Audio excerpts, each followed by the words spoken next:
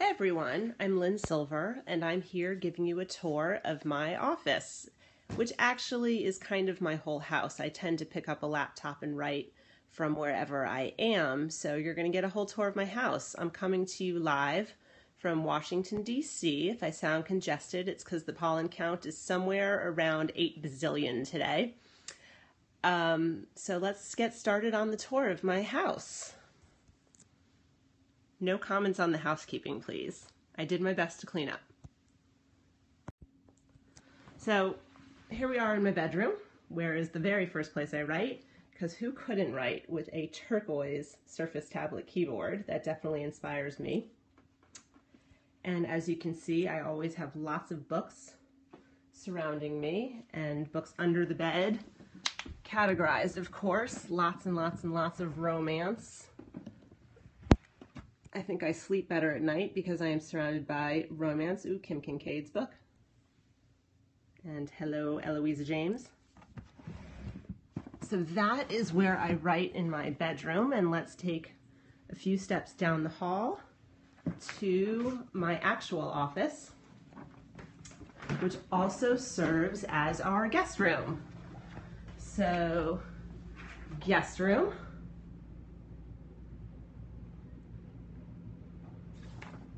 And one of the problems and benefits of having your guest room serve as your, which also serves now as a table to store all your stuff.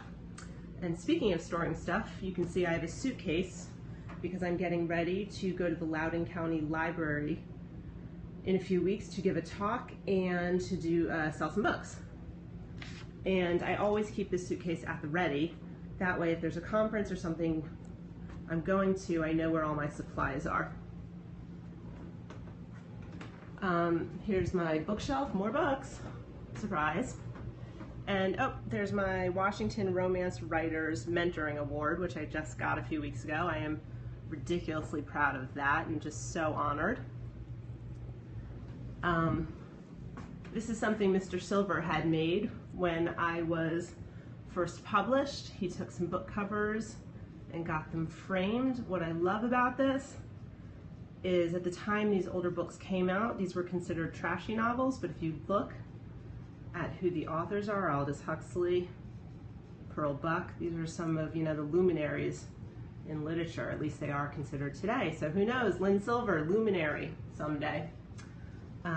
Organization and swag, honk if you're coded for love. And there's my actual desk where the magic happens. And you can see I've got multiple wristies. I cannot type without having my hands nice and warm. And there's my little punk rock Lego girl, because though I don't look like it now, back in the 90s I was quite the punk rock girl. And my turquoise storage cabinet, that's new. That's my effort to get organized this year. And that is pretty much my office / guest room / bedroom. And now I'm going to go ahead and read from Hot Nights with the Firemen, which is coming out in July of 2015, just a few weeks from now. So hello again. So we've got our super hot cover. You kind of want to lick his abs. Oops, did I say that on camera? Okay, Hot Nights with the Firemen, coming out from Grand Central's Forever Yours in July 2015. Chapter 1. Valerie Wainwright stared at the mostly naked man up on the projection screen in her office conference room. Correction, the uber hot naked man. Correction again, the uber hot naked firefighter. Normally, she never equated the word sexy with firefighter. Her ingrained fear of all things rescue-related barred her from relaxing around firemen, but in this instance, there was no denying it. The guy on screen was hot with a capital H. She had to hide her reaction, however. As the only woman in the room, she had to remain professional. It wasn't as if her 60-year-old boss or the other two men in the room were ogling his six-pack abs and white daredevil smile that said, "Hey, look at me, I'm naughty." "Repairing reputations is our specialty," Peter, her boss, said, and gave her his typical steely-eyed glance, which silently nudged her to speak up and schmooze the prospective client. Nope, definitely not getting any sexy longing vibes from the boss's corner. She swallowed and refocused her attention on doing what she did best, reeling in clients and changing their lives for the better, when the shit had hit the fan, in most instances because the prospective client had taken aim at the fan themselves. Like Peter said, she swiveled in her chair, forcing her eyes away from the decadence on screen to focus on the county government official who'd landed in their conference room this afternoon. When we're through with your firefighters, the residents of your county are going to be singing their praises and signing their children up to become firefighters. She pointed at the screen behind her.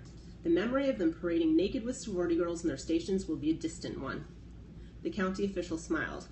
Excellent. I knew we'd be in good hands. Peter leaned over to clap Valerie on the back. The best, guaranteed.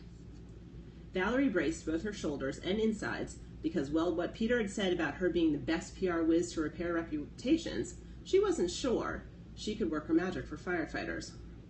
She was terrified she'd be more useless than Harry Potter without his wand.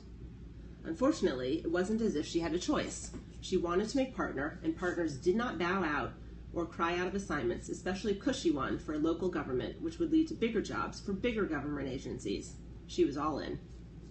1 week later. The unremarkable brick and concrete fire station stood 10 feet in the distance, looming like a portal to Valerie's personal hell. This is a big deal account, isn't it? Rob Cohen hurried alongside her through the small parking lot toward the building. Have we ever done PR work for a city government before? Rob was new to the firm, fresh out of college, and eager to learn and have his hand in nearly everything the firm was up to. We've done work for the county before, but yes, if we do well here, we can count on more and bigger projects. So let's kick some butt. The promise of bigger and better was the only reason she was here now, the only reason she could contemplate facing her deep-rooted fears head-on, because to her, fire station meant firefighter, and firefighter meant fire. They really screwed up, didn't they? Rob asked. Have you ever done an image rehab for something this bad before? She paused to give him the kind of smile a big sister gives an ignorant little brother. Oh, Robert, the stories I could tell? This is nothing. Even though they were caught practically naked in the firehouse? He paused to scratch his forehead. I guess that's not so bad, but then it went viral on social media. Bad. Bad, she agreed. Firefighters from this station had been caught on Facebook partying with the local sorority. She had spent long minutes clicking on the pictures that had gone viral. Her ingrained aversion to firefighters had been tempered by the male eye candy on display. The firefighters in the pictures had been hot and bare-chested. Oh, the firefighter, just one, in the pictures had been hot and bare-chested, and she was about to meet him. Surely that was why her legs were quavering. Her wobbly legs and quivery stomach had nothing to do with her personal fire phobia. Rob sighed, obviously remembering his own partying frat days, or wishing he could have been with the firefighters when they'd hung out with the Delta Kappas. Government employees need to understand the ramifications of posting pictures and other private information on public forums, she said, pretending to remain professional, and ignoring the extra care she'd given her appearance this morning, putting on a professional outfit almost like a shield to protect her from her fears. I hear you, Rob said with a knowing chuckle. I understand social media. She didn't respond and simply took a deep breath and, staring down at her pants-covered legs, pushed her way through the single door on the side entrance of Station House 12. She wasn't sure what to expect, not ever having been in a firehouse before. She was here to do a job. She half feared Mr. Naked But For a Towel would be there to greet her, terry cloth and all. They entered the building, and she was surprised to see it looked kind of like a regular office building. There was a short, narrow hallway carpeted in gray, and 2 doors leading off the hallway with a wide door that had a glass cutout in the middle. That door led to the heart and soul of the station. A gleaming red fire truck was parked just behind the door. A variety of mysterious equipment hung off the side of the truck. I'll give you a tour if you want. She whirled to the side where the voice had come from. A tall man with styled light brown hair leaned against the doorway just up the hallway. She'd been so preoccupied staring at the impressive truck, she'd failed to notice that the door had opened, and it led to a decent-sized classroom filled with what were obviously her students. The man who'd offered the tour tossed a cocky grin her way. He was obviously aware of his brawny good looks and the appeal of being a firefighter. She was half surprised he hadn't been the one caught naked on camera. How about it, Angel? Can you wait a few for a tour? She's not available right now. Rob decided at that moment to step up and be a man. She threw him a scathing look and repeated it for Mr. Cocky. I'm here in a professional capacity. Would this be the meeting room?